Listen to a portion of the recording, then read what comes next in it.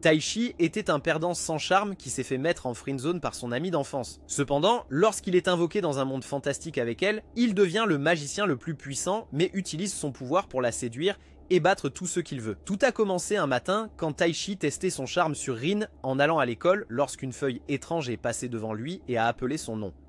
Juste à ce moment-là, un étudiant imprudent roulant rapidement à vélo était sur le point de percuter Rin, ce qui poussa Taichi à arrêter la tentative d'isekai mal écrite. Pendant ce temps, des chevaliers étaient avec une princesse qui activait un cercle magique jusqu'à ce qu'un tueur de masse essaie de les arrêter. L'assassin a désactivé le cercle magique et était sur le point de tuer la princesse avant qu'un autre chevalier ne l'arrête. En même temps, un cercle magique est apparu autour de Taichi et Rin, ce qui lui fit réaliser que cette scène ressemblait à une cinématique de Final Fantasy. Il a alors dit à Rin de sortir du cercle magique dans une tentative d'être un héros audacieux et d'être transporté seul dans un autre monde. Cependant, Rin est revenu précipitamment par inquiétude pour lui et quand elle lui a attrapé le bras, ils ont tous deux disparu de la surface de la Terre. Taichi s'est réveillé dans un endroit désert et s'est précipité pour vérifier Rin, qui dormait encore, alors il l'a réveillé.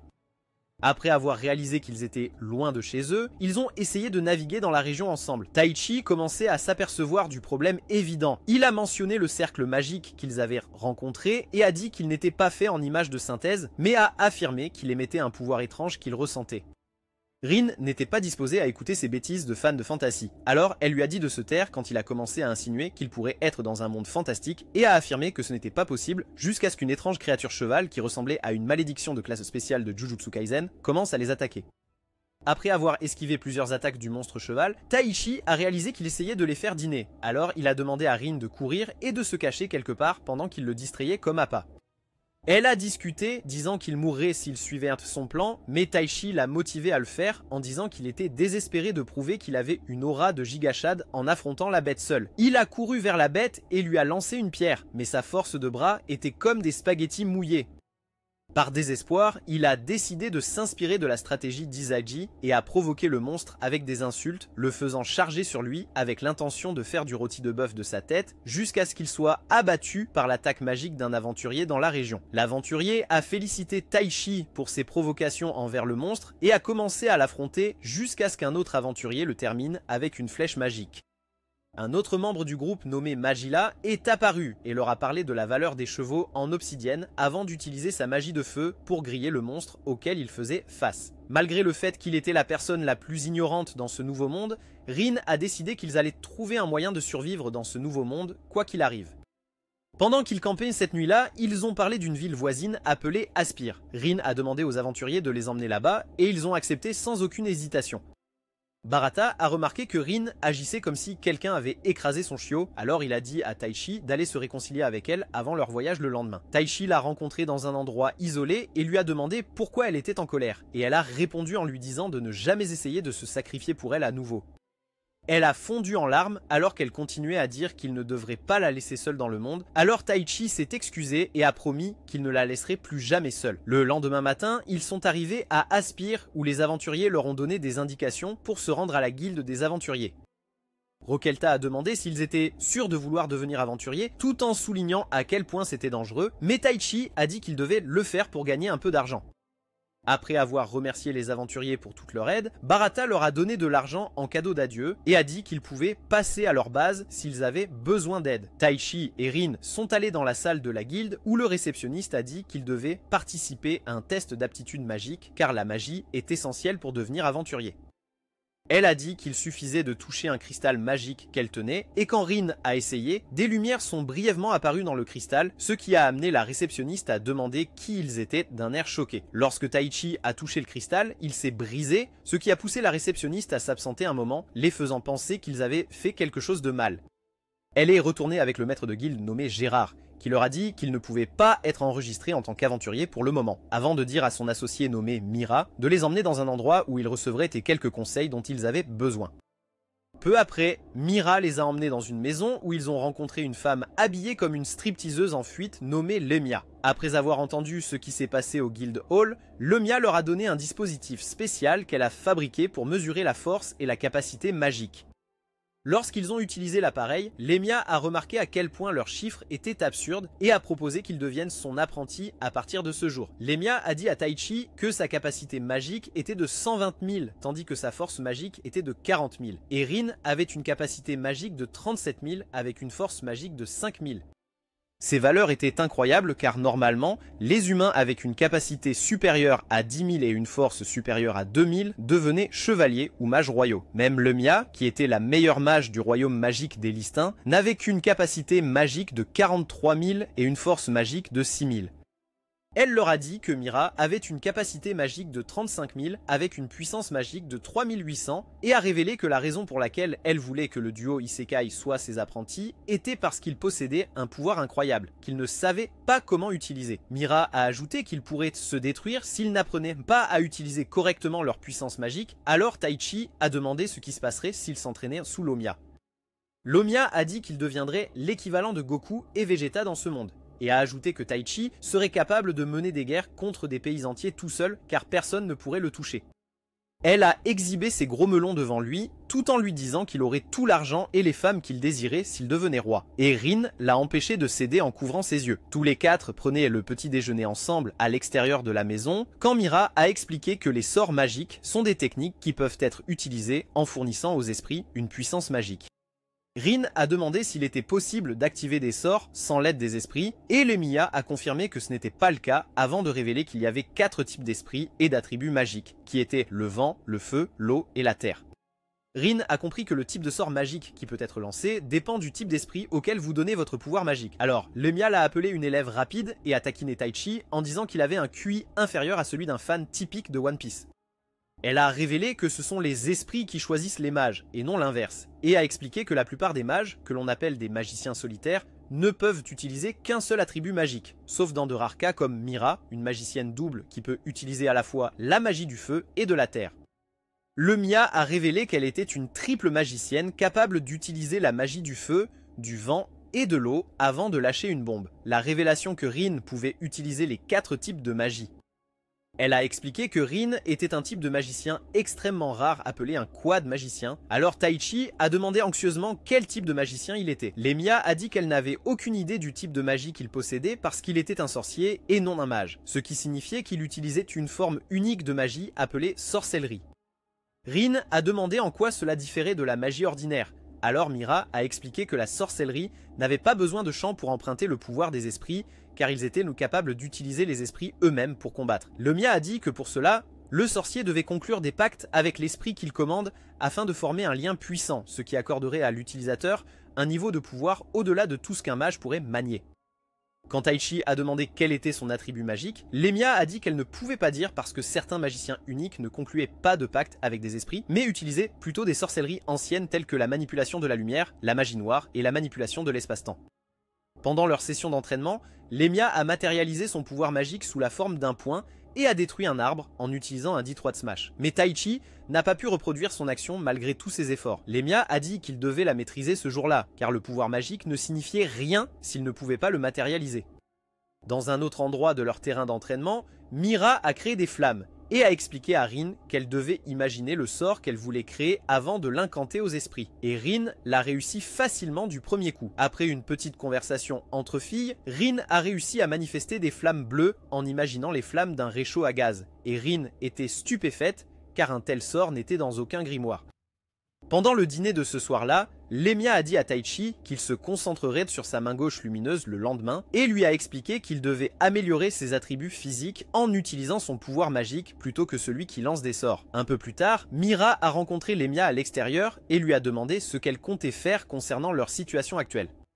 Lemia a mentionné que la ville devenait très dangereuse et a décidé qu'il devait entraîner le duo Isekai autant que possible en 3 semaines afin qu'ils puissent au moins se débrouiller seuls comme aventuriers. Quelques jours plus tard, Taichi a affronté un monstre loup nommé un Fenwolf et a renforcé son point droit avec de la puissance magique qui lui a permis de le terrasser d'un seul coup avant de l'achever avec une épée. Rin a dévasté le champ de bataille de son côté en exhibant sa magie surpuissante sur quelques lapins cornus. Et ensuite, Taichi l'a rejointe pour révéler qu'il avait vaincu 10 loups en rire. Lemia était satisfaite de leur progrès surtout avec Rin, que Mira disait déjà en train de développer ses propres sorts uniques. Mais les deux ont été alarmés lorsqu'un cheval d'obsidienne est passé. Contrairement à la fois précédente, Rin et Taichi n'ont pas du tout eu peur et il leur a fallu quelques secondes pour transformer le monstre cheval en barbecue dont ils se sont régalés ce soir-là pendant que les Mia les félicitait d'avoir réussi l'examen. Le Mia a gâché l'ambiance de fête en annonçant qu'elle et Mira partiraient pour Aspire le lendemain et en conseillant aux autres de devenir aventuriers. Elle a pris un ton plus sérieux en révélant que Rin et Taichi étaient les perdus qui avaient été envoyés d'un autre monde à cause d'un sort d'invocation. Et Taichi était surpris qu'elle connaisse déjà leur secret. Quand Rin a demandé qui les avait convoqués là, Lemia a dit qu'il devait trouver la personne et lui demander. Mais elle a mentionné que ce serait probablement l'un des rares sorciers surpuissants capables de manipuler l'espace-temps. 2 semaines plus tard, Taichi s'est réveillé après avoir fait un rêve sur la voix mystérieuse qu'il avait entendue et a pensé à comment lui et Rin étaient retournés à Aspire après avoir quitté chez Lemia pour s'enregistrer comme aventuriers. Ils passaient désormais leur journée, en tant qu'aventuriers de rang E, à effectuer de petites tâches pour gagner un peu d'argent. Et vivre dans ce monde fantastique devenait plus facile pour eux au fur et à mesure qu'ils s'y habituaient. Un peu plus tard, Rin a lu un livre qui lui a appris que le royaume magique des Lystins, situé au nord du continent occidental, possédait la magie la plus avancée du monde et comptait une population de plus de 20 millions d'habitants, dont plus de 80% étaient des utilisateurs de magie. Taichi l'a rejointe à la table et a montré un dessin dans le livre qui montrait la distance entre Aspire et la capitale royale nommée Wenefix. Ils ont été interrompus lorsque la serveuse nommée Armita a apporté leur petit déjeuner ainsi qu'une lettre de la guilde qui s'est avérée être une convocation. Lorsqu'ils sont arrivés à la guilde, Taichi a demandé ce qui était si important qu'ils ont dû leur envoyer une convocation. Alors la réceptionniste lui a donné un briefing de mission qui disait qu'il devait observer les clients qui entraient dans un certain bar dans les bas quartiers. Gérard a ajouté qu'ils avaient reçu des rapports indiquant que des marchandises volées dans des magasins et des wagons étaient introduites en contrebande dans la ville par les bidonvilles. Et le réceptionniste a ajouté que Taichi et Rin devaient trouver le coupable ainsi que d'autres détails de ce crime. Taichi a évoqué le fait que c'était une quête de rendez, alors elle a expliqué que, selon les règles, il était possible pour un groupe d'accepter une mission d'un rang supérieur à leur niveau. Rin remarqua que le document de quête avait 2 symboles X écrits dessus, ce qui signifiait que la mission avait déjà échoué 2 fois. Et Gérard révéla que si elle échouait une 3e fois, la guilde n'aurait d'autre choix que de prêter les services des aventuriers de rang C pour une rémunération bien plus élevée. Taichi l'a traité de salaud avide pour s'être tourné vers eux, alors Gérard a expliqué qu'il l'a fait à cause de toutes les grandes choses que le Mia lui a dites sur leurs compétences et a rendu l'affaire plus attrayante en promettant de les promouvoir au rang D s'ils réussissent la mission. Sur le chemin du retour, Taichi s'est demandé pourquoi Lemia lui avait dit de ne pas utiliser sa capacité d'amélioration physique dans des situations qui n'étaient pas des combats, ainsi que de toujours la garder en dessous du niveau 30. Et Rin a dû expliquer comment afficher une force surhumaine attirerait trop d'attention. Rin a repéré un fruit spécial nommé Malila, qu'elle s'est précipitée pour acheter. Mais le commerçant a brisé ses espoirs en lui disant qu'il valait 1 pièce d'argent pour 3, ce que Taichi a dit être environ 10 000 yens. Rin a affirmé que c'était environ la moitié de ce prix la semaine précédente. Alors le marchand a expliqué qu'il faisait face à une pénurie de fruits Malila. Quand Taichi a expliqué que les Malilas étaient un fruit de base dans leur ville, le marchand a révélé qu'il y avait eu une chute soudaine du nombre de wagons livrant de la nourriture à la ville et leur a parlé de certaines rumeurs qui circulaient, disant que des monstres attaquaient les wagons de livraison. L'homme a ajouté que ce n'était pas seulement les Malilas qui étaient affectés, mais aussi la plupart des autres produits du marché, et le duo d'Isekai a fini par obtenir quelques fruits de Malila de sa part. Il mangeait des fruits à un certain coin de rue quand Rin a dit qu'elle croyait les rumeurs sur les monstres. Et Taichi était sûr qu'ils pouvaient réussir la quête, malgré le fait que l'ennemi auquel ils avaient affaire avait déjà renvoyé des aventuriers de rang D 2 fois. Ce soir-là, ils sont entrés dans un bar où Taichi a mentionné des rumeurs selon lesquelles ils pouvaient obtenir des marchandises qui ne circulaient pas sur le marché à cet endroit précis. Le barman a essayé de faire semblant de ne rien savoir, alors le duo lui a dit qu'ils prévoyaient d'ouvrir leur propre entreprise frauduleuse avec ces produits, et ils ont sorti une pile de billets, ce qui a fait bondir tout le monde de son siège. Le barman n'a toujours pas mordu à l'hameçon, mais au lieu de cela, les voyous autour les ont entourés pour voler leur butin, mais ont fini par être démolis par le duo Isekai. Quand ils les ont interrogés, les voyous ont révélé qu'ils étaient là pour rencontrer un homme anonyme qui leur avait promis un bon travail, et l'attaque avait déjà eu lieu au moment où ils sont arrivés sur le lieu de rencontre.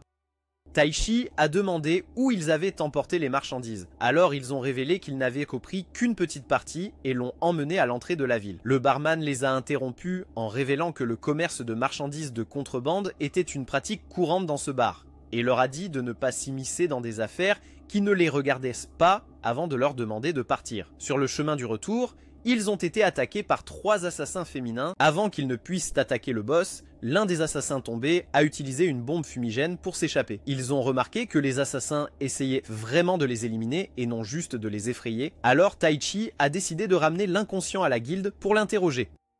Quand l'assassin s'est réveillé, elle a remarqué qu'elle était attachée dans une pièce fermée à clé. Et Gérard lui a dit à travers le trou dans la porte que c'était Taichi qui avait décidé de l'épargner. Il lui a conseillé de réfléchir à ce qu'elle allait faire de cette seconde chance qui lui avait été donnée, et l'assassin se demandait pourquoi ils avaient choisi de l'épargner malgré ses tentatives de les éliminer.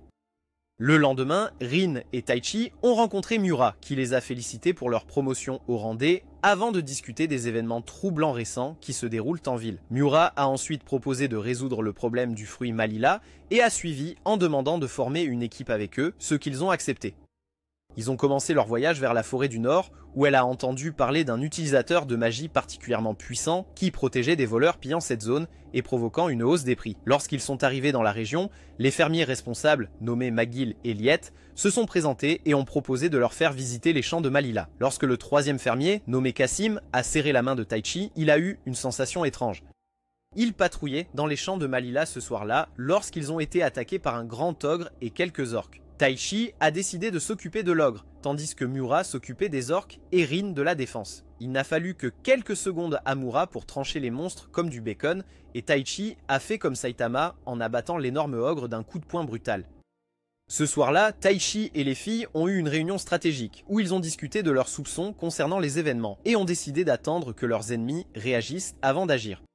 Entre-temps, un sorcier mystérieux a tué des monstres dans la région et a absorbé leurs âmes avant de jurer de finir Taichi et les autres bientôt. L'assassin était dans sa chambre à se remémorer les événements de la bataille contre Taichi et elle a réalisé qu'il aurait pu facilement la tuer d'un seul coup dans la bataille avec sa force écrasante. Pourtant, il a choisi de se limiter et de la séduire en s'excusant auprès d'elle en plein combat. Juste à ce moment-là, Gérard est entré dans la pièce et a demandé si elle avait décidé ce qu'elle voulait faire de sa vie, alors elle a répondu oui. De retour à la ferme Malila, Taichi et les autres patrouillaient le matin quand ils ont aperçu des traces de pas dans la région, ainsi qu'un feu de camp éteint, ce qui indiquait que des intrus avaient campé à la ferme la nuit précédente.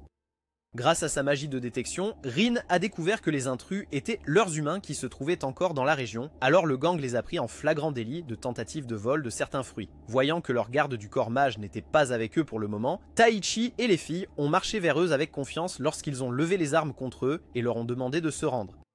Les voleurs ont essayé de résister, mais il n'a pas fallu longtemps avant qu'ils ne soient neutralisés comme des dindes de Thanksgiving et qu'ils commencent à se lamenter sur le fait que la magicienne surpuissante qui les protégeait habituellement a décidé de les abandonner. Quand McGill a emmené les escrocs, Cassim a de nouveau serré la main de Taichi, mais cette fois, Taichi l'a interpellé sur le fait d'avoir des mains étrangement douces malgré le fait qu'il soit un homme qui travaille dans une ferme. Cassim a essayé de nier ses soupçons en leur rappelant qu'il n'était que le superviseur, mais les filles ont insisté sur les accusations en mentionnant qu'il connaissait les ogres et les orques, alors que ces créatures étaient inconnues pour les personnes qui n'étaient pas des aventuriers ou du Nord. Taichi a demandé à Cassim qui il était, alors il a commencé à rire de manière maniaque en révélant qu'il était celui qui avait envoyé les ogres et les orques pour attaquer la ferme, et aussi celui qui avait informé la guilde de l'incident de Malila, malgré le fait qu'il avait convaincu les voyous de les voler en premier lieu. Quand ils ont demandé pourquoi, il a dit que c'était pour les attirer tous les trois afin de prouver leur capacité, puis a commencé à dénigrer Taichi jusqu'à ce qu'une dame étrange nommée Grammy, qui portait une cape d'invisibilité, rejoigne la fête. Grammy a proposé de s'occuper des filles pendant que Cassim s'occupait de Taichi, et il n'a fallu que quelques minutes avant que toute la scène ne devienne un champ de bataille. Grammy a esquivé une attaque explosive de Rin et a croisé le fer intensément avec Miura, qui lui a demandé pourquoi elle ne les avait pas tués pendant qu'elle était cachée dans la cape. Elle a répondu qu'elle n'avait aucun intérêt pour les assassinats banals, ce qui a fait réaliser à Miura qu'elle avait affaire à une folle obsédée par les combats. Miura l'a retenue, permettant à Rin de lancer une attaque de flamme sur elle, mais Grammy a contré en utilisant un sort de magie du vent pour contrer son attaque. Rin a décidé d'aller aura pour aura en lançant son propre sort de magie du vent qui a pris la forme d'une tornade, ce qui donnerait à Miura le temps de réappliquer son amélioration physique. Quand Grammy a traversé la tornade, elle a été stupéfaite de voir que Rin avait déjà préparé un buffet pour elle sous la forme d'un mélange de sorts de terre et d'eau. En même temps, Taichi a demandé à Cassim s'il avait l'intention de l'affronter à main nue. Alors Cassim a ouvert un portail sombre qui a fait sortir une des bêtes de glace d'Asgard qu'il a appelée son élémentaire de givre pour combattre Taichi. Taichi a essayé de le frapper, mais ses attaques sont passées à travers et Cassim a expliqué que les attaques physiques ne fonctionneraient pas car il n'avait pas de corps physique. Cependant, l'élémentaire de givre pouvait lui porter des coups, alors Cassim a demandé ce qu'il ferait ensuite puisqu'il n'avait aucun moyen de se battre contre lui. Pendant ce temps, toutes les attaques de Rin étaient bloquées par Grammy, alors Mura, complètement rechargée, s'est précipitée pour croiser le fer avec elle une fois de plus. Grammy a trompé Rin pour qu'elle lance une attaque dans la direction de Mura, que cette dernière a réussi à dissiper à temps, mais malheureusement cela a permis à Grammy de porter un coup critique à Mura avant de foncer sur Rin avec son épée. Taichi avait encore du mal à attaquer la bête de glace et les problèmes ont empiré quand elle a commencé à lui lancer des attaques de glace à distance, alors il a demandé à Cassim pourquoi il était allé aussi loin juste pour les atteindre. Cependant, Cassim n'avait rien à faire des paroles d'un perdant alors qu'il nourrissait une aura menaçante à la bête de glace qui l'a transformée en une forme encore plus terrifiante qu'il appelait un élémentaire rouge. L'élémentaire rouge parvenait quotidiennement à faire reculer Taichi, et le jeune héros réalisait qu'il ne fallait qu'une seule attaque ultra rapide de cette bête pour qu'il crache un peu de sang. Cassim a révélé que la raison pour laquelle il les avait tous attirés là-bas était qu'il voulait le pouvoir du Taichi et prévoyait d'utiliser les filles comme otages en les faisant jouer avec des hommes étranges pour le faire obéir. Grammy se tenait au-dessus des filles après les avoir mises à terre, mais les filles se sont relevées et ont décidé d'adopter une tactique plus simple que celle qu'elles utilisaient. Mura a chargé Grammy et a croisé les épées intensément avec elle jusqu'à ce que Grammy soit distraite par la vue de Rin volant vers elle avec une épée magique. Grammy a essayé de sauter en arrière, mais a été frappé au ventre par Mura, ce qui a créé une ouverture pour que Rin la poignarde avec une épée faite de foudre. La folle a refusé de reculer, alors Rin a créé une tornade en utilisant des particules de poussière qu'elle a transformées en un sort explosif en l'alimentant avec de la magie de flamme, et Mura a porté le coup final, ce qui l'a mise à terre. Quand Grammy s'est réveillée, elle a essayé de faire la dure en prétendant qu'elle avait hâte de danser à nouveau avec eux, mais ils ont été interrompus quand Cassim est apparu et a montré aux filles à quel point Taichi avait été battu par son élémentaire rouge. Les filles ont supplié pour Taichi, alors il a essayé de les faire chanter en leur demandant de satisfaire toutes les demandes suspectes qu'il invente. Taichi regardait avec angoisse en se dirigeant vers les filles, et il pensait à quel point il se détestait pour être un perdant sans valeur, jusqu'à ce qu'un esprit l'aborde dans son esprit et lui demande s'il voulait du pouvoir. Taichi a dit qu'il l'avait fait, alors elle a accepté de lui prêter un peu de pouvoir, mais l'a informé que ce serait un processus extrêmement douloureux, car elle enfreignait certaines règles pour y parvenir. Il est resté impassible face à ces avertissements en exigeant le pouvoir, et l'esprit s'est présenté comme un esprit du vent nommé Ariel. Quand Taichi s'est réveillé, il débordait d'énergie, et après avoir encaissé une attaque de l'élémental rouge, il l'a détruit d'un seul souffle de vent, ce qui a poussé Cassim et Grammy à s'enfuir. Taichi a essayé de les poursuivre, mais son corps a commencé à lui faire mal, alors il a seulement réussi à rassembler assez de volonté pour arracher un des bras de Cassim pendant qu'il s'échappait. En sortant, Cassim et Grammy ont discuté de l'inhumanité des pouvoirs de Taichi et les filles ont fait de leur mieux pour s'occuper de lui pendant qu'il était inconscient. Quelques jours plus tard, Taichi s'est réveillé dans une chambre chez Lemia et quand elle est venue le voir, son estomac a fait des bruits pires que le nouveau morceau de votre artiste préféré. Alors, elle lui a donné un festin avant de lui révéler que ses pouvoirs magiques s'étaient épuisés, ce qui l'avait plongé dans le coma. Elle a révélé qu'il a dormi pendant une semaine entière, car son corps avait besoin de temps pour reconstituer de zéro le mana épuisé, et que Rin et Mura l'ont amené chez elle par peur qu'il ait été désanimé. Il a remercié Lomia pour son aide et lui a raconté tout ce qui s'était passé dans la forêt du Nord. Alors elle a déduit que cela avait été causé par quelque chose appelé un pacte cramoisi, qui était une magie cruelle et interdite. Il lui a raconté comment Ariel est apparu dans son esprit pour l'aider pendant son moment de désespoir, et Lemia a perdu la tête quand elle a entendu le nom d'Ariel. Elle a évoqué leur discussion précédente où elle lui avait dit qu'elle n'avait aucune idée de quel était l'attribut de sa sorcellerie, et a dit qu'elle avait maintenant réalisé qu'il était un invocateur. Ailleurs, Cassim a rapporté l'incident à son patron, qui a répondu en plantant un sort magique menaçant dans Grammy, qu'il a affirmé la rendrait plus soumise à Cassim lors de leur prochaine mission. Pendant ce temps, Taichi buvait un verre en ville, et il ne pouvait pas oublier les paroles de Lemia. Elle lui avait expliqué qu'un invocateur était similaire à un chaman, car ils ont la capacité de faire des pactes avec des esprits spécifiques, ce qui leur permet d'utiliser une magie plus puissante basée sur leur lien avec eux. Elle a spécifié que la différence entre un chaman et un invocateur réside dans la capacité de la personne à entendre et voir l'esprit, ajoutant que les esprits sont des êtres de niveau supérieur qui sont même au-dessus des dragons, ce qui explique pourquoi ils sont invisibles aux humains. Elle a dit qu'il était un invocateur parce qu'il pouvait entendre l'esprit, mais aussi parce que l'esprit activait leur pouvoir en son nom à pleine puissance. Taichi pensait que c'était de la triche, et sa réflexion a été interrompue lorsqu'Almeida est venu le voir. Il a demandé pour Rin et Miura et elle a dit qu'elle n'avait aucune idée de quand ils reviendraient, alors il a décidé de sortir et de les chercher. En chemin, il a vu des voyous embêter une fille, alors il a fait ce que ferait tout fanboy, c'est-à-dire leur dire d'arrêter. Cependant, les choses ont rapidement dégénéré quand la fille est soudainement devenue proche de lui et a exhibé ses atouts en disant qu'elle allait lui donner des services spéciaux toute la nuit. Un des voyous a essayé de le frapper, mais Taichi n'allait pas perdre de points d'aura après avoir réussi à dominer un méchant au hasard. Alors il a donné un coup de pied à l'idiot et les a envoyés balader.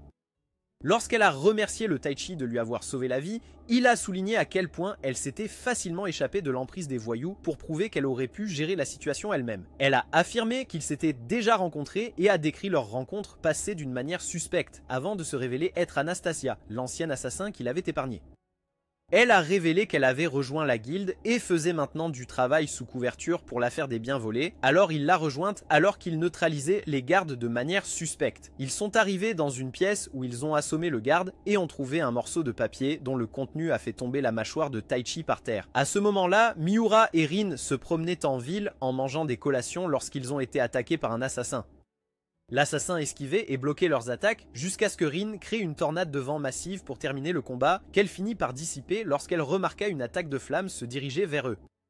Quand ils ont bloqué l'attaque, Grammy est apparu et a frappé Miura dans le ventre avant de s'enfuir avec son corps inconscient. Rin a essayé de la poursuivre, mais les assassins l'ont retenu suffisamment longtemps pour que Grammy s'éloigne avec Miura. Taichi et Anastasia ont pénétré dans un tunnel souterrain qui, selon le morceau de papier qu'ils ont trouvé, était rempli de gobelins améliorés par des pactes cramoisis qui s'y cachaient. Quand ils sont arrivés à une porte étrange, Taichi a essayé de l'ouvrir d'un coup de poing après avoir remarqué une odeur bizarre. Mais Anastasia l'a arrêté et a crocheté la serrure avec une aiguille à la place. Taichi a dit qu'il avait des sentiments mitigés quant au fait que la guilde ait envoyé Anastasia pour des missions d'espionnage parce qu'il voulait qu'elle passe à autre chose et vive une vie normale après leur bataille. Alors elle lui a joyeusement dit de l'appeler Anna. En même temps, Rin a esquivé toutes les attaques de flammes des assassins avant de les détruire avec un puissant sort de vent. Grammy est revenu et lui a dit que Miura était dans le bâtiment voisin avant d'expliquer qu'elle avait été forcée de faire la mission et ne voulait pas qu'elle ou Miura meurent puisqu'elles étaient ses proies. Elle a révélé que son employeur prévoyait d'utiliser le pacte cramoisi et a expliqué que c'était similaire au monstre rouge qui a affronté Taichi pendant leur combat. Alors Rin s'est précipitée pour la sauver. Elle est arrivée au bâtiment où Miura était attaché au-dessus d'un grand cercle magique et a gelé tous les assassins dans la zone en utilisant la magie de glace avant de désactiver le cercle magique en utilisant la magie de la terre. Elle a coupé les chaînes de Miura et s'est excusée d'avoir baissé sa garde. Mais malheureusement, leur doux moment a été interrompu lorsque Cassim et le cerveau sont apparus. Le cerveau lui a dit qu'une armée de 3000 monstres attaquerait bientôt la ville et a affirmé qu'ils détruiraient tout sur leur passage. Rin s'inquiétait pour le Taichi, alors Cassim lui a dit qu'il ne viendrait pas parce qu'il suivait déjà les plans qu'ils avaient établis pour lui avant de partir avec son maître. Cassim et son patron se promenaient dans la ville et le patron a demandé à Cassim combien de monstres il avait préparé pour eux. Il a donc répondu qu'il y avait 500 monstres prêts à pratiquer le tai chi sous terre, tandis que 200 étaient à la surface. Il a demandé à son patron s'il était sûr et son patron a répondu qu'il était confiant parce que 90% de ses plans se réalisaient toujours. Pendant ce temps, un énorme golem de pierre a attaqué Anna, mais Taichi a intercepté son coup de poing avant qu'il ne touche et lui a assuré qu'elle ne mourra pas tant qu'il serait là. Il a renforcé ses poings et s'est mis à frapper le monstre jusqu'à ce qu'il ne soit plus qu'un tas de pierres. Il a été surpris par le fait que le monstre n'avait pas de cœur comme les golems réguliers, mais leurs célébrations n'ont pas duré longtemps car deux associés de Cassim, nommés Milo et Milo, sont arrivés avec une horde de gobelins qui étaient dans des œufs étranges.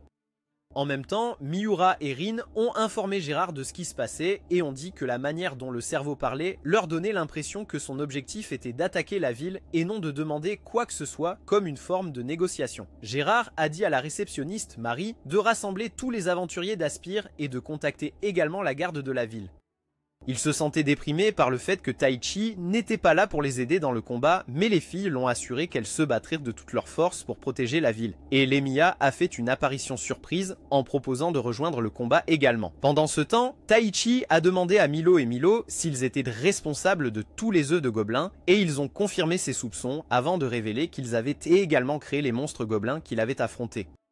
Il a demandé ce qu'ils prévoyaient de faire, alors ils ont révélé qu'ils prévoyaient de réveiller les gobelins et de les libérer dans la ville. Et on dit que les gobelins avaient pour ordre de danser agressivement avec les femmes de la ville jusqu'à ce qu'elles cèdent, ainsi que de supprimer les hommes et les enfants. Il a demandé s'ils auraient des ennuis dans ce scénario, alors ils lui ont montré une boule de cristal qu'il possédait, qui leur permettait de donner des ordres aux gobelins, et ont procédé à démontrer son pouvoir en l'utilisant pour réveiller les gobelins de leur sommeil. À première vue, Taichi et Hana ont immédiatement su que les gobelins n'étaient pas des gobelins ordinaires, car ils avaient été améliorés avec de la magie de pacte cramoisi, ce qui les rendait rouges. Taichi a dit à Hana d'attendre près de la porte, et lui a assuré qu'il la protégerait avant de neutraliser quelques gobelins avec une attaque tranchante. Il a abattu encore plus de gobelins et s'inquiétait de pouvoir faire s'effondrer toute la salle s'il se renforçait davantage. Mais il a remarqué que Milo et Milo étaient maintenant attaqués par des gobelins parce que les jumeaux idiots avaient laissé tomber leur boule de cristal. À un moment donné, ils ont été acculés par un gobelin, donc Taichi les a sauvés et les a réprimandés pour être des idiots maladroits avant de leur demander combien de gobelins il y avait. Les jumeaux lui ont dit qu'il y avait plusieurs pièces comme celle-là dans la ville et il a réussi à les mettre à l'abri avant de foncer sur les gobelins une fois de plus. De retour au hall de la guilde, Lemia a informé le reste de l'escouade qu'environ 3000 monstres approchaient, comprenant des loups-faines, des ogres et des orques, et Gérard a dit que les forces de la ville comptaient 150 aventuriers de rang supérieur à D et 30 hommes de la garde de la ville. Lemia a proposé un plan qui consistait à ouvrir le feu avec un sort de magie de niveau tactique afin d'éliminer les faibles, et a révélé que l'un de ces sorts consommerait la plupart de son pouvoir magique. Rin a proposé une contre-idée qui consistait à combiner la magie de l'eau, de la terre et du feu pour créer une énorme explosion qui éliminerait tous les monstres sur les lignes de front et a demandé la permission d'aller de l'avant. Après avoir obtenu leur approbation, elle se tenait sur le mur de la ville où Lemia se souvenait à quel point elle avait bien expliqué le concept des bombes qu'elle prévoyait d'utiliser dans son sortilège et se sentait heureuse du fait que Rin était une apprentie surpuissante. Lorsque les monstres se rapprochèrent de la porte de la ville, Rin lança une boule magique à un endroit particulier où les monstres étaient rassemblés, ce qui ouvrit un grand trou dans le sol qui les engloutit. Elle a enchaîné en remplissant le trou avec de la magie de l'eau et en créant une boule de feu au-dessus, ce qui a créé du métal en fusion qu'elle a placé dans la flaque d'eau. Le métal a chauffé de l'intérieur, provoquant une explosion massive qui a éliminé la plupart des monstres, donc Lemia et Miura l'ont félicité pour avoir lancé leur contre-attaque de manière si épique. Sur ordre de Gérard, les aventuriers de la ville se sont précipités hors de la ville et ont commencé à détruire les monstres restants un par un. Le cerveau, qui observait depuis un lieu élevé, a dit à Cassim qu'il était impressionné par les pouvoirs de Rin et que le plaisir ne faisait que commencer. Après plusieurs heures de combat contre les monstres, Lemia et les filles étaient sur le point de mettre fin à la guerre quand elles ont appris que 200 monstres du pacte cramoisi s'approchaient du champ de bataille.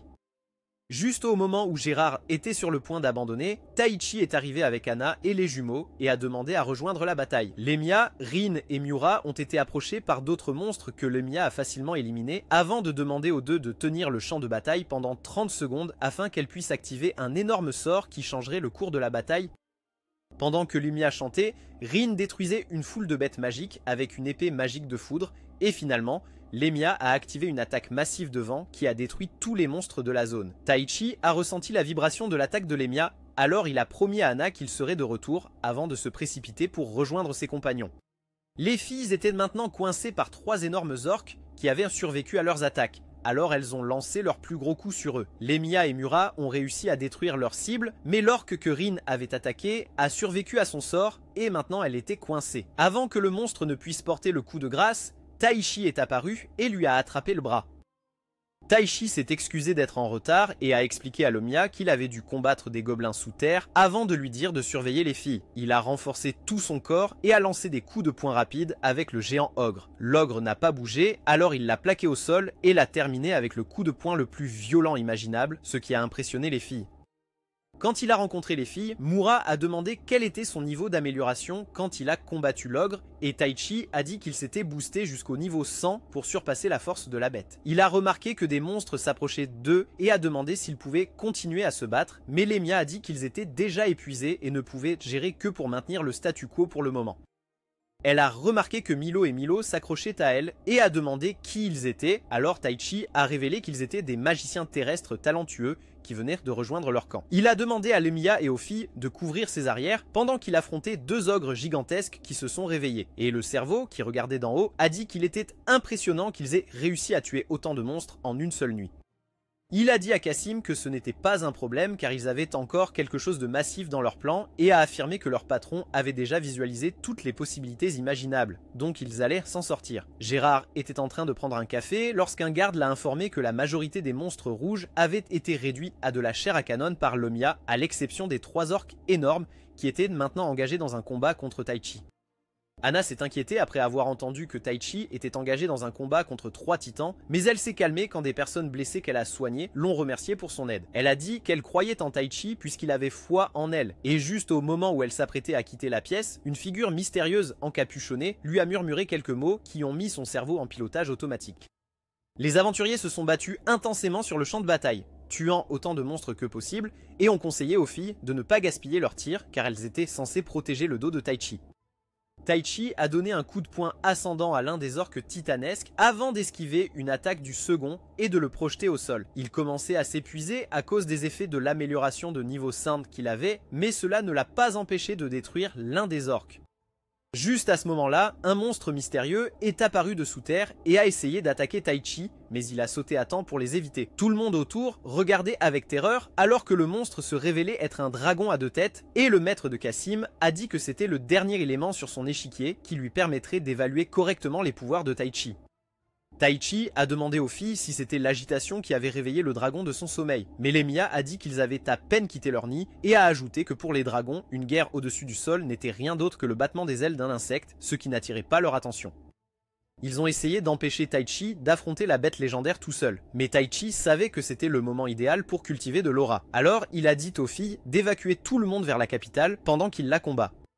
Au lieu de partir avec les autres, Rin a décidé de combattre aux côtés de Taichi, donc Mura et Lemia leur ont souhaité bonne chance alors qu'ils retournaient aider avec les évacuations. Taichi a conseillé à Rin de rester en dehors de la bataille car il y avait une chance qu'il se sacrifie si la bataille tournait mal et que le monstre la ciblait. Rin était d'accord, alors Taichi l'a remercié avant de se précipiter pour rencontrer la bête. Il a appelé Aerial mais elle n'a pas répondu, alors il a pensé que leur rencontre précédente n'était qu'un coup de chance. Il s'est renforcé jusqu'à 100 à nouveau et a essayé de frapper le dragon, mais celui-ci l'a bloqué facilement avant de lui lancer plusieurs attaques de flammes. Il a réussi à esquiver les attaques de souffle du dragon, mais a été renversé par la queue du monstre. Et Rin a essayé de l'aider avec un sort avant que la deuxième tête du dragon ne tire un coup de semonce sur elle, lui signifiant de rester en dehors du combat. Taichi a essayé de se regrouper en se demandant pourquoi le dragon était même là. Mais ensuite, Anna est venue et a essayé de l'aider. Alors il lui a crié dessus, d'une manière qui, étrangement, lui a fait reprendre conscience. Elle se demandait ce qu'elle faisait dans la région, mais le dragon ne leur a pas laissé le temps de se rattraper alors qu'il lançait une autre attaque massive dans leur direction. Anna a poussé Taichi sur le côté, prenant toute la force de l'attaque. Et Taichi a essayé de l'aider mais c'était déjà trop tard. Dans ces derniers instants, Anna a remercié Taichi d'être le premier à la traiter en tant que femme et elle était sur le point de lui avouer ses sentiments avant de remarquer Rin debout dans le coin, ce qui lui a fait réaliser que ses sentiments n'étaient pas partagés. Avec son dernier souffle, elle lui a demandé d'être son ami. Taichi était absolument dévasté par sa mort alors qu'il se souvenait comment il avait promis de prendre soin d'elle lors de leur rencontre avec les gobelins. Il a exigé qu'Ariel lui donne ses pouvoirs d'une manière forte, ce qui l'a amené à apparaître dans une dimension spirituelle où il a vu Ariel sous sa forme complète pour la première fois.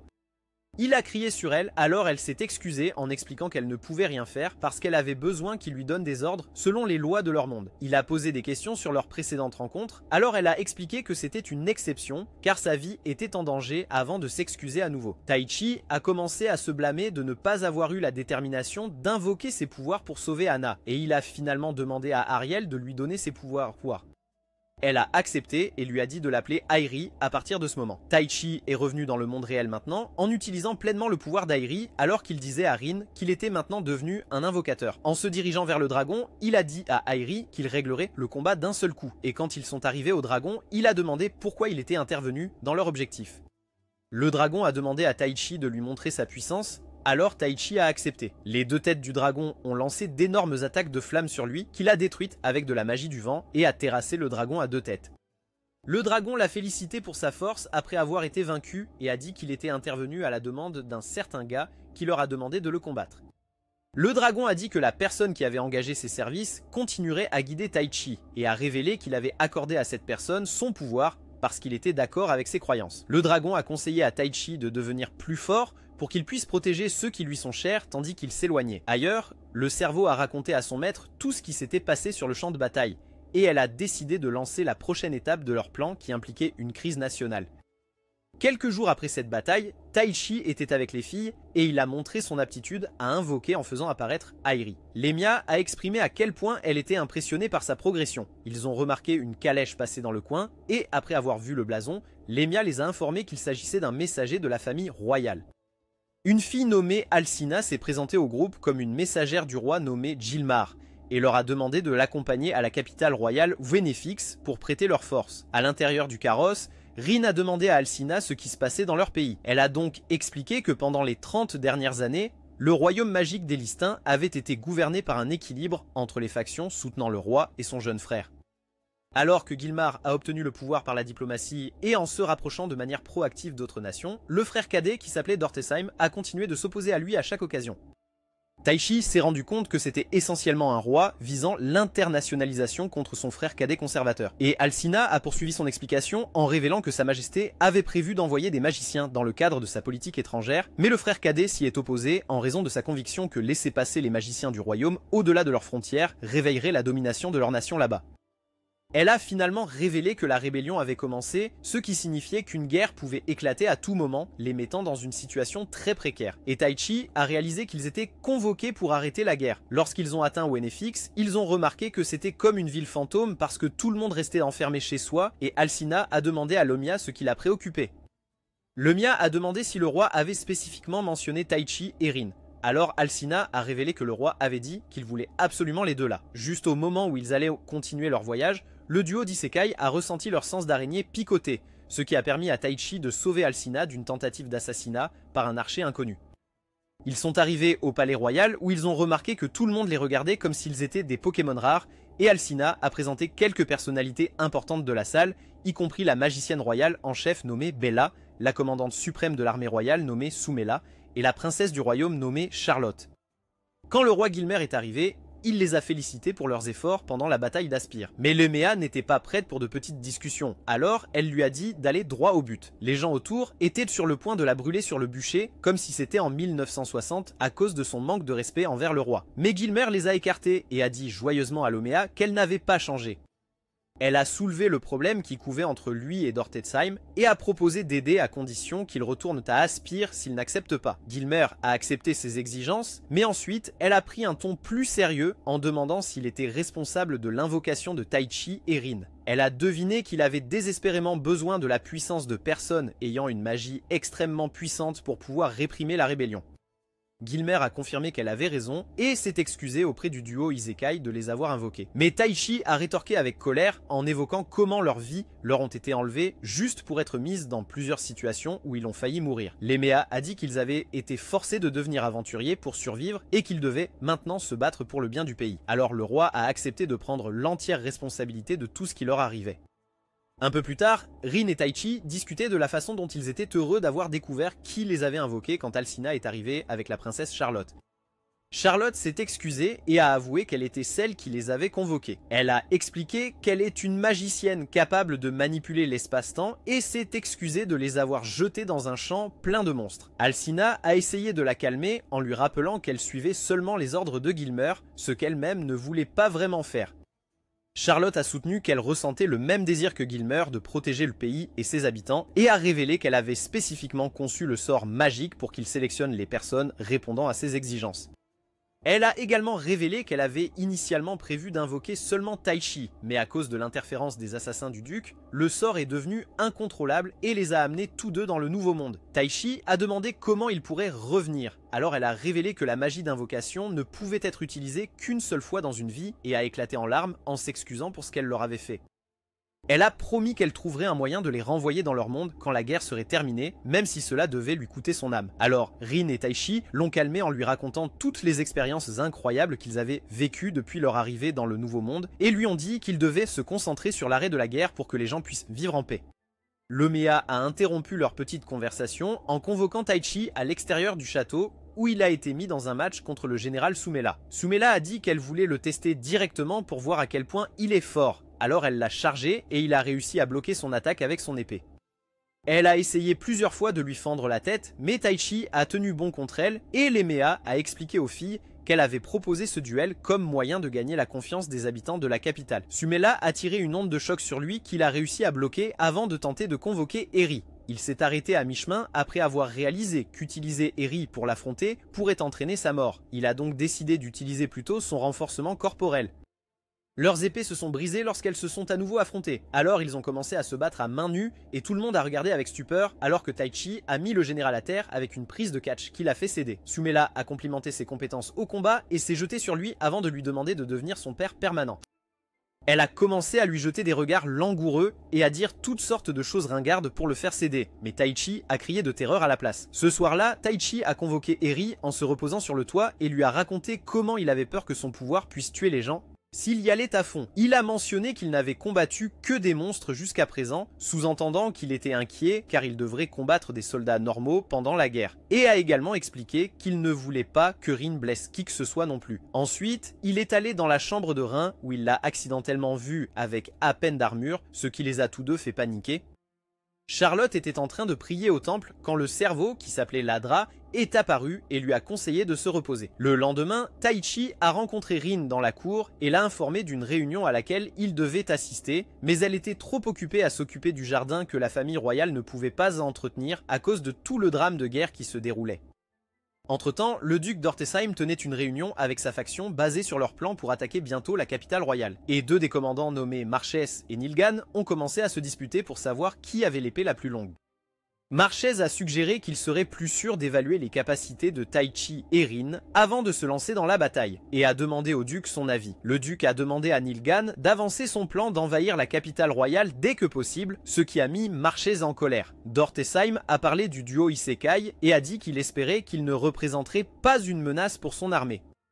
Il n'a pas fallu longtemps avant que Gilmore soit informé de certains soldats rebelles qui marchaient sur la capitale, et quand il a demandé à Sumela combien ils étaient, elle a estimé qu'ils étaient environ 1 millier. Cependant, elle a dit que leur armée avait environ 3000 chevaliers prêts pour la bataille et un autre millier en attente. Alors, il a demandé à Bella combien de magiciens ils avaient. Bella a dit qu'il y avait 300 magiciens prêts pour la bataille pour le moment, avec 500 autres en réserve. Alors il a ordonné aux deux dames de déployer leurs armées. Charlotte a demandé à propos de Rin et Taichi, donc Sumela a confirmé qu'ils étaient inclus dans leur rang. Sumela a dit à l'équipe qu'une armée de 1000 hommes dirigée par Nilgan arriverait sur leur terre le lendemain, et Lemia a pensé que cela pourrait être une diversion ou une attaque par plusieurs côtés puisque leur force était limitée. Sumela a dit qu'elle enverrait des éclaireurs pour vérifier ces cas, mais ils n'ont pas pu trouver d'autres armées en attente. Elle a donc conclu que leur force limitée était due au désaccord au sein de la faction de d'Ortesheim. Lemia a suggéré qu'ils augmentent le nombre de magiciens qu'ils envoyaient juste au cas où il y aurait des manigances, et Bella était d'accord. Sumela a donc expliqué le reste du plan pour eux. Le duo d'Isekai n'avait aucune connaissance de la guerre, alors ils étaient complètement perdus lors de la réunion stratégique. Miura leur a donc dit qu'ils iraient bien s'ils suivaient simplement les instructions de Lemia comme ils le faisaient habituellement. Taichi a exprimé son inquiétude de ne pas vouloir tuer des humains pendant la guerre comme il l'a fait pour les monstres. Alors Lemia lui a dit qu'il était naïf de croire qu'une guerre pouvait être réussie sans avoir de pertes. Sumela lui a conseillé de se battre comme il l'a fait pendant leur match d'entraînement et lui a dit qu'ils auraient un grand mariage après la guerre, ce qui l'a fait paniquer. Plus tard dans la soirée, il a rencontré Rin dans sa chambre pour lui rendre hommage, mais elle l'a empêché de partir en lui demandant de rester avec elle toute la nuit. Ils sont allés dans sa chambre où Rin a dit qu'elle n'était pas d'accord avec le fait que des gens devaient mourir pendant la guerre. Taichi lui a dit qu'elle n'avait pas à se joindre au combat le jour suivant et lui a rappelé les paroles de Charlotte sur le fait qu'elle avait été convoquée par accident, impliquant que c'était de sa faute qu'elle avait été entraînée dans ce pétrin. Rin a dit que ce n'était pas sa faute mais plutôt la sienne pour avoir sauté dans le cercle magique toute seule et a affirmé qu'elle irait à la guerre le lendemain parce qu'elle voulait se battre à ses côtés.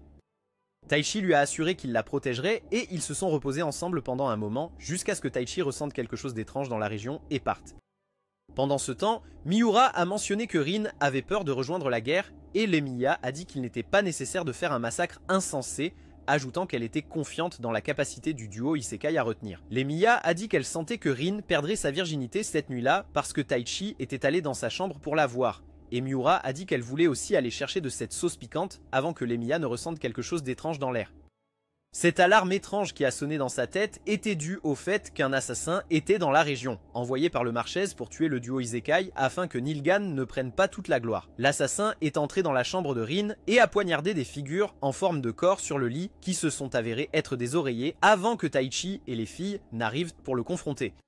Ils ont essayé de lui conseiller de se rendre, mais l'assassin a essayé de poignarder Rin à la place, ce qui s'est terminé par un échec car Taichi l'a sauvé de sa lame. Taichi a amélioré son corps avant d'entrer dans un combat intense avec l'assassin et il ne fallut pas longtemps avant que l'assassin ne mange quelques sandwichs aux phalanges tout en étant plaqué au sol. Le Mia a empêché Taichi de le tuer à coups de poing et a demandé à l'assassin qui l'avait envoyé, mais au lieu de répondre, l'assassin a choisi de se suicider. Le lendemain, les troupes de la capitale royale se sont rassemblées et Taichi a été invité à jouer son rôle dans le plan. Alors il est monté sur le mur et a utilisé Eri pour lancer une attaque de vent qui a bloqué le chemin des soldats ennemis en créant un énorme trou dans le sol. Sumela observa les chevaliers ennemis et réalisa qu'ils étaient bien trop légèrement équipés pour planifier un raid dans la capitale royale. Sur l'ordre de Nilgan, les soldats ennemis ont lancé des attaques magiques de flammes, ce qui a éliminé un bon nombre de chevaliers de la capitale royale en première ligne, et Sumela était absolument stupéfaite par cela, car elle savait que ce ne serait normalement pas possible compte tenu de leur nombre. Taichi a utilisé une compétence d'observation magique qui lui a permis de voir que les soldats ennemis portaient des bagues spéciales qui étaient la véritable source des attaques magiques qu'ils lançaient contre eux. Le Mia a expliqué que les anneaux contenaient ce qu'on appelle une pierre magique, qui pourrait permettre même aux novices d'utiliser des sorts de magie avancés, mais elle a également révélé que l'utilisation de la magie de cette manière serait extrêmement épuisante pour eux, car elle utilise la force vitale de l'utilisateur comme carburant. Bella a dit que les soldats pourraient mourir sans même connaître la cause, et Mura a proposé de les sauver, mais les chevaliers ont soutenu que les laisser s'auto-détruire était plus idéal. Sumela et Bella ont décidé d'aider les soldats ennemis parce qu'elles les considéraient toujours comme des citoyens de la nation. Alors Lomia a élaboré un plan dont Rin était le centre. Les hommes de Nilgan ont commencé à tomber comme des mouches, mais il a remarqué que Rin préparait un sort, alors il leur a ordonné de continuer à attaquer. Eri a dressé une barrière qui a bloqué leurs attaques et les magiciens de l'escouade de la capitale royale ont lancé un sort d'eau juste au-dessus de l'armée de Nilgan que Rin a transformé en pluie à l'aide d'une explosion magique. La pluie a provoqué une attaque de foudre qui a assommé Nilgan et ses hommes. Un autre des commandants du duc, nommé Inimicus, est arrivé et a dit à Nilgan que la tactique de pluie de Rin était un excellent moyen de les arrêter sans faire de victimes. Nilgan a souligné le fait qu'Inimicus était celui qui leur avait fourni les bagues magiques, mais Inimicus a nié les accusations en poignardant Nilgan à mort. Après la bataille, Taichi et le groupe ont fêté et Rin lui a montré que les fleurs dont elle s'était occupée plus tôt avaient bien fleuri. Ailleurs, Kasum noyait son chagrin en buvant avec Grammy et il a sorti un appareil étrange qui, selon lui, ferait vivre à Taichi un véritable désespoir. Le lendemain, Taichi et Rin avaient une conversation amicale lorsqu'ils ont été rejoints par Lemia et Mura qui leur ont annoncé qu'ils étaient convoqués par le roi. Quand ils ont rencontré Gilmore, il les a félicités pour leurs efforts pendant la bataille et Charlotte a choisi de les récompenser en leur offrant des armes spéciales de la collection de la famille royale. Mura a choisi un poignard court mais joli. Rin a choisi un bâton tape à l'œil. Lemia a choisi une bague magique spéciale et Taichi a choisi un katana que Charlotte a dit avoir été forgé dans la nation insulaire de l'Est. Elle a ajouté qu'aucun forgeron de leur pays ne pouvait découvrir quel matériau avait été utilisé pour le fabriquer, ni comment il avait été forgé. Peu après, ils ont rencontré Sumela et les soldats pendant l'entraînement, et Sumela a immédiatement défié Taichi à un match d'entraînement. Lemia a activé l'anneau magique qui a émis une énorme vague d'énergie électrique, et Sumela a de nouveau bondi sur Taichi, le suppliant d'avoir un avant-goût de sa longue épée. Des heures plus tard, Taichi est allé en ville pour acheter des médicaments pour sa bêtise chronique et il a remarqué que tout le monde en ville le regardait pour une raison quelconque. Les gens ont commencé à se ruer sur lui et à lui donner le traitement complet de Justin Bieber en raison du fait qu'il avait sauvé la ville la veille. Ensuite, il est allé dans un endroit isolé où il a rencontré Cassim. Il a remarqué que Cassim avait perdu sa main de Gunning, alors il a demandé ce qui s'était passé. Cassim a dit qu'il était celui qui avait arraché le bras lors de son moment de rage et a juré qu'il mettrait fin à Taichi. Taichi a supplié qu'il devrait se battre ailleurs car il ne voulait pas que les gens autour soient blessés et a ajouté qu'il ne voulait pas du tout se battre contre Cassim. Cassim a dit que Taichi n'avait pas le droit de refuser parce qu'il avait déjà préparé des films pour empoisonner l'approvisionnement en eau de la ville s'il refusait de l'affronter et lui a demandé de venir avec lui. Pendant ce temps, Rin et Mura ont eu un match amical de combat où ils s'éraflaient tout en clashant intensément leurs épées. Et Sumela, qui regardait d'en haut, a dit à Lemea qu'ils avaient reçu un rapport disant que le duc d'Ortesheim avait presque terminé à 60% de se préparer pour la bataille.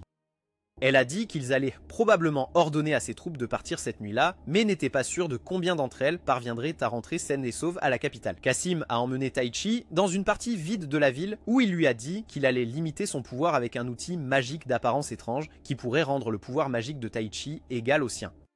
Eri a averti Taichi que c'était dangereux, et Cassim a affirmé qu'il aurait battu Taichi si leurs pouvoirs avaient été égaux dès le début, mais Taichi a soutenu qu'un tel match se terminerait par un match nul.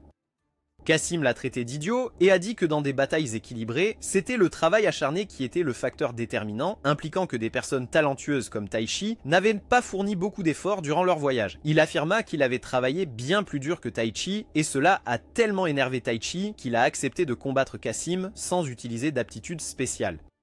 Quand ils se sont fait face, Cassim a activé l'outil et Taichi a immédiatement ressenti ses pouvoirs diminuer. Taichi a lancé une attaque de tornade que Cassim a esquivé facilement avant de charger Taichi avec une épée. Taichi a bloqué son coup avec sa propre épée et a créé de la distance avant de lancer plusieurs autres attaques de vent sur lui. Cassim a sauté par-dessus ses attaques et a lancé quelques attaques magiques à longue portée de son propre chef que Taichi a esquivé avant de se ruer à nouveau sur lui. Taichi a donné un coup de pied à son épée et le combat est devenu une bagarre où les deux hommes se sont battus et ont décidé de mettre fin aux choses lors du prochain échange.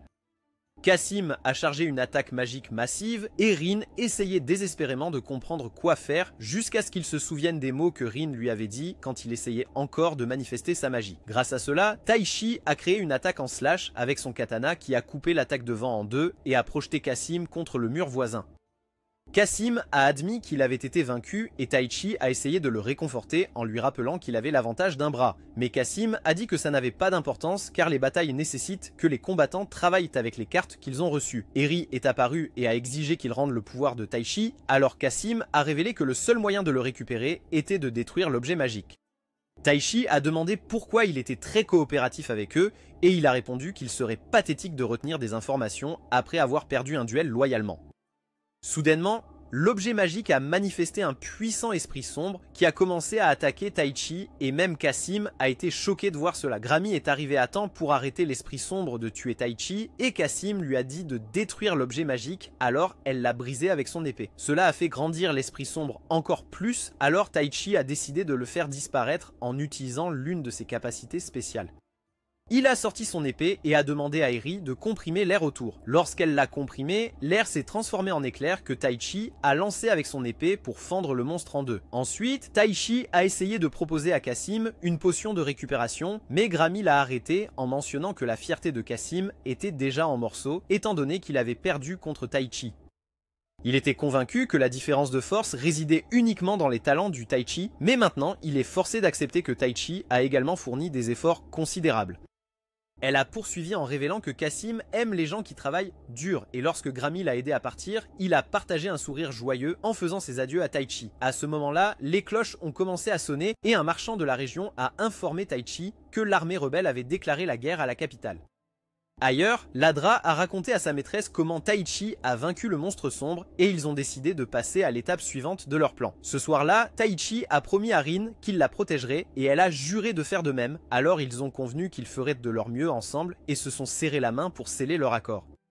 Pendant ce temps, les troupes étaient rassemblées à l'extérieur de la base du duc, et le marquis a demandé à s'occuper de Lemia et de ses disciples, puisqu'il avait déjà fait des plans pour eux. Il a juré qu'il ne gâcherait pas les choses comme Nilgan, alors Dortesheim a accepté. Quelque temps plus tard, Dortesheim et son armée se sont rassemblés à l'extérieur de la capitale, et il a demandé à son bras droit, Inimicus, s'ils avaient une chance de victoire. Inimicus a répondu qu'il croyait qu'il le ferait, parce que Marchese prendrait sûrement soin de Lemia et des filles, et a révélé qu'il avait également un plan pour Taichi. Le duc a demandé s'il serait vu dans les livres d'histoire comme l'homme qui a tiré une épée contre son frère ou comme l'homme qui a sauvé le royaume des Lystins, et Inimicus a répondu qu'il serait vu comme les deux. Il a donc officiellement ordonné à ses soldats de commencer leur marche. À l'autre extrémité du spectre, Gilmer a donné sa propre version du discours de la marche de la mort d'Irwin et a motivé ses soldats à se battre pour le royaume de tout leur cœur avant que Semela ne leur ordonne d'avancer. La guerre a commencé pleinement et les filles ont facilement abattu des soldats ennemis en utilisant leur magie, y compris Lemia qui a cultivé son aura tout en éliminant un groupe de soldats. C'était le moment pour Taichi de passer à l'action, alors il utilisa sa capacité de vision magique pour repérer le camp ennemi et renforça son corps au point qu'il lui fallut un seul saut pour y arriver avant d'utiliser la magie du vent pour éliminer plusieurs soldats ennemis. En même temps, Ladra rapporta à sa maîtresse que tout se déroulait comme prévu et elle révéla qu'elle avait déjà mis en place un barrage pour Taichi, ce qui allait sûrement poser problème pour lui. Tout allait bien pour Rin sur le champ de bataille, jusqu'à ce qu'une femme barbare nommée Suzora apparaisse et révèle que son employeur lui avait confié la tâche de le tuer avant de se présenter comme une guerrière de rang A. Rin comprit immédiatement qu'il s'agissait d'un autre fou obsédé par la bataille comme Grammy, et lorsque Suzora se présenta comme une aventurière de rang C, elle dit que cela ne semblait pas correct étant donné ses compétences avant de lui foncer dessus. Muro fut approchée par Marchez qui tenta de la draguer, mais elle pointa son épée vers lui et jura qu'elle protégerait ce qui lui était cher avant de commencer son attaque contre lui. Lemia maîtrisait facilement des soldats ennemis sur le champ de bataille, mais sa tentative de les abattre avec de la magie du vent a été contrecarrée par un utilisateur de glace qui a annulé son attaque. L'homme responsable d'avoir dissipé marchait vers elle et expliqua que la magie de brouillage était un sort avancé qu'il n'utilisait que face à des adversaires de son niveau. Il se présenta comme Mist Follows et jura de prendre la vie de Lemia, alors elle libéra les soldats ennemis avec lesquels elle jouait et se prépara à affronter ce sorcier mystérieux. Au camp ennemi, Inimicus racontait à Dortesheim leur plan pour amener des renforts lorsque Taichi fit une entrée surprise. Il demanda une conversation avec Dortesheim, alors le duc ordonna à tous les chevaliers dans la salle, à l'exception d'Inimicus, de sortir. Taichi déclara qu'il venait offrir une chance de paix au nom de l'armée royale et mentionna que Dortesheim et Gilmer partageaient le même désir d'apporter le bonheur au peuple. Taichi a dit qu'il était insensé que le duc incite à l'effusion de sang malgré ce rêve, car cela épuise la puissance du pays, et lui a demandé de retirer ses troupes en affirmant que Gilmer avait promis la clémence envers lui et ses partisans. Il a évoqué la déclaration de Lemia selon laquelle il avait le pouvoir de détruire des nations et a dit qu'il aurait été plus facile de capturer le duc avec ses pouvoirs avant de demander à nouveau à Dortesheim de se rendre. Inimicus a secrètement libéré une aura sombre qui est entrée dans les corps de certains des chevaliers ennemis tombés. Pendant ce temps, Lemia et Mist Follows étaient engagés dans une bataille magique intense et elle a contré son attaque de glace avec un bouclier de flamme. Quand il a lancé une attaque de vent, elle a bloqué avec un bouclier magique avant d'utiliser sa propre attaque de vent pour le trancher. Elle lui a dit que le sort qu'elle venait d'utiliser pour le frapper était quelque chose qu'elle venait littéralement de créer et a ajouté qu'elle ne lui montrerait aucune pitié parce qu'il était aussi un utilisateur de magie. Quand elle a confirmé qu'il n'avait pas de dernier mot, il a utilisé une attaque de boule de feu énorme pour le griller. Marchis a remarqué que Mist Follows avait été éliminé, alors il a commencé à le critiquer et cela a tellement énervé Mira qu'elle a utilisé une technique de flamme sur son épée et l'a défié à un combat à fond. Marchis a accepté, alors elle lui a foncé dessus et a croisé les épées intensément avec lui jusqu'à ce qu'il fasse voler son épée. Mira est soudainement apparue derrière lui et l'a poignardé dans le cou pour mettre fin au combat. Dortesheim a dit à Taichi qu'il refusait de se rendre et lui a demandé pourquoi il n'avait pas choisi de devenir roi malgré le pouvoir de renverser des nations. Taichi a répondu que c'était parce qu'il aurait trop de responsabilités s'il était roi, donc Dortesheim a demandé pourquoi il ne gouvernait pas simplement comme il l'entendait en devenant dictateur.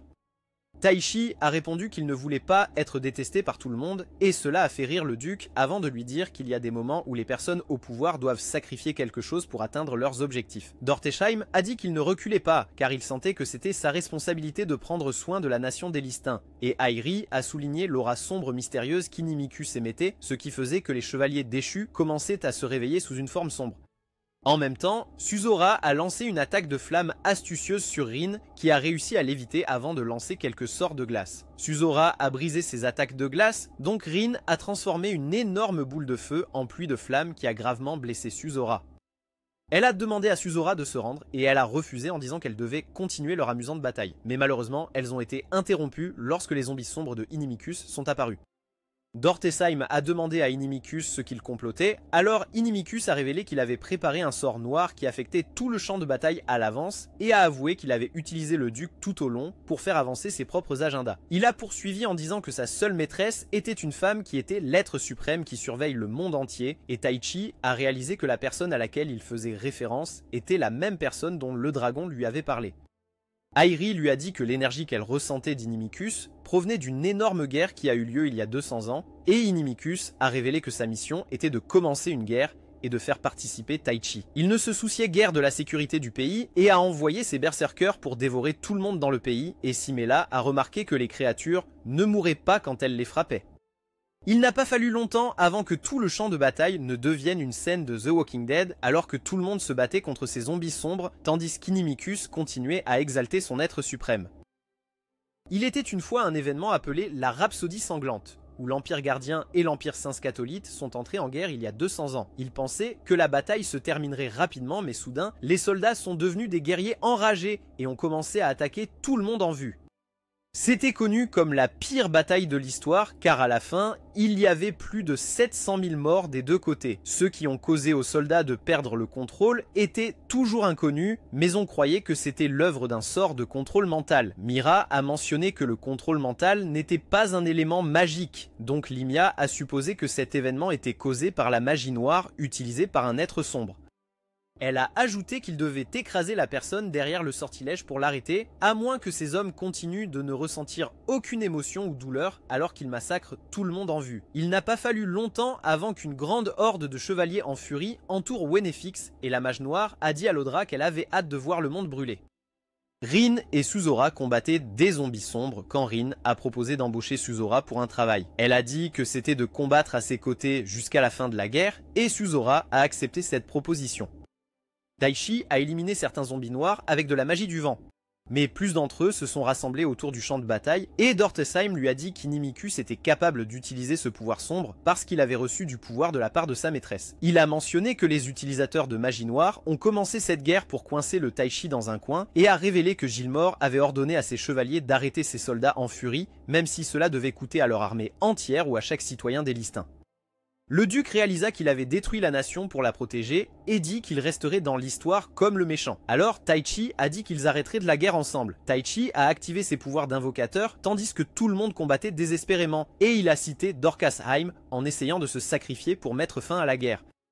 Eri l'a empêché de le faire en arrêtant le temps, et Taichi a essayé de la faire partir mais elle a refusé, disant que toute cette histoire était de sa faute. Taichi a demandé pourquoi elle s'excusait, alors elle a révélé que sa vraie forme contenait un pouvoir si dangereux qu'elle craignait que cela pouvait le détruire. Il a essayé de comprendre ce qu'elle disait, mais elle lui a dit adieu en disparaissant dans une aura lumineuse. Quand le temps a recommencé à avancer, Rin est arrivé et Taichi a remarqué que sa jambe était blessée. Alors il s'est excusé d'avoir pris trop de temps et a juré qu'il mettrait fin à la bataille. Il lui a dit qu'il était temps de dire adieu à l'humanité et a procédé à invoquer la vraie forme d'Eri qui était un élémental nommé Sylphide. Cela a transformé l'aura sombre qui planait sur la ville en or et a commencé à s'estomper, permettant aux chevaliers enragés de retrouver leur conscience. Eri est apparu sous sa vraie forme et a dit à Taichi de l'appeler Sylphie à partir de ce moment. Et Suzira a perdu la tête quand elle a réalisé que Sylphie était la reine des esprits. Inimicus a absorbé encore plus d'énergie noire, ce qui l'a transformé en un Dracula de pacotille, et Taichi l'a affronté en brillant de l'aura de Sylphie. Il a demandé à Inimicus qui était la femme sombre et quels étaient leurs objectifs, mais Inimicus a choisi de répondre avec ses points. Taichi a bloqué son attaque et l'a repoussé avant de révéler que la raison pour laquelle Taichi a été convoqué dans ce monde était parce qu'il avait été choisi par la Dame Sombre. Il a dit que tout ce qui s'était passé avait été orchestré par elle, et a affirmé qu'une grande bataille finirait par bouleverser le monde, ce qui lui permettrait d'émerger comme leur sauveuse. Il a expliqué que le Taichi n'existait que parce qu'il était destiné à être l'arme ultime de leur monde, qui s'appelait Altea. Taichi a de nouveau demandé qui était la femme, mais il a répondu qu'il n'était pas encore temps pour Taichi d'apprendre son nom. Cela a tellement énervé Taichi qu'il a commencé à lui donner des coups de poing tout en prêchant qu'il voulait protéger tout le monde. Et Inimicus a bloqué jusqu'à ce que Taichi lui assène un coup solide à l'estomac qu'il a plaqué au sol. Malgré le fait d'être préparé, Inimicus se sentait reconnaissant du fait qu'il remplissait son devoir et a demandé à Taichi de porter le coup final sur lui. Quand Taichi hésitait, Inimicus affirmait que sa mentalité naïve de personne ne meurt était sa faiblesse, mais Taichi amplifia son aura en créant une immense tornade. Inimicus se sentait reconnaissant d'avoir accompli sa mission pour la Dame Sombre nommée Ombre, et Taichi l'a détruit avec un coup de foudre brutal. Taichi s'est réveillé plusieurs jours plus tard et a eu une discussion joyeuse avec toutes les dames avant que son estomac ne gronde à nouveau comme un chiot triste. Finalement, Wenifix est revenu à la normale et l'équipe de Taichi a été récompensée pour ses efforts en se voyant accorder le rôle des forces spéciales de l'armée royale à ne convoquer que lorsque le royaume est en danger. Dorcas Haim a fini par être décapitée pour ses crimes contre la nation. Limia a rencontré Taichi qui était stressé par ce qui s'était passé pendant la guerre et lui a conseillé de rester fidèle à lui-même pour pouvoir avancer en tant qu'humain, peu importe son niveau de pouvoir. Ensuite, lui et les filles ont dit au revoir à Charlotte qui a promis une fois de plus de trouver un moyen de les ramener, le duo Isekai, dans leur monde et ont repris le chemin d'Aspyr. Pensez-vous que Rin et Taichi vont un jour vaincre Lady Shade et retourner dans le monde réel? Faites-le nous savoir dans les commentaires. C'est tout pour la vidéo d'aujourd'hui. Si vous aimez les résumés d'animes comme celui-ci, consultez cette vidéo ci-dessous.